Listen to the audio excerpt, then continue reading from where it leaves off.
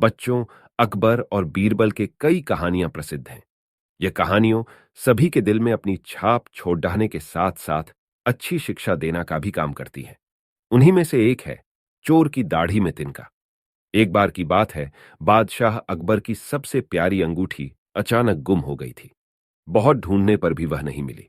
इस कारण बादशाह अकबर चिंतित हो जाते हैं और इस बात का जिक्र बीरबल से करते हैं। इस पर बीरबल महाराजा अकबर से पूछते हैं, महाराज, आपने अंगूठी कब उतारी थी और उसे कहां रखा था? बादशाह अकबर कहते हैं, मैंने नहाने से पहले अपनी अंगूठी को अलमारी में रखा था और जब वापस आया तो अंगूठी अलमारी में नहीं थी।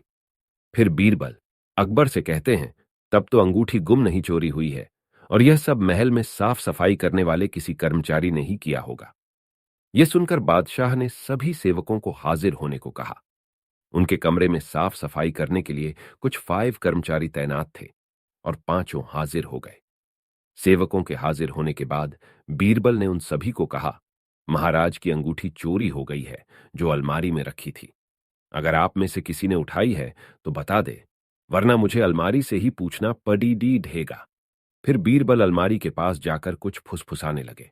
इसके बाद मुस्कुराते हुए पांचों सेवकों से कहा, चोर मुझसे बच नहीं सकता है, क्योंकि चोर की दाढ़ी में तिनका है। यह बात सुनकर उन पांचों में से एक ने सबसे नजर बचाकर दाढ़ी में हाथ फेरा, जैसे कि वह तिनका निकालने की कोशिश कर रहा हो।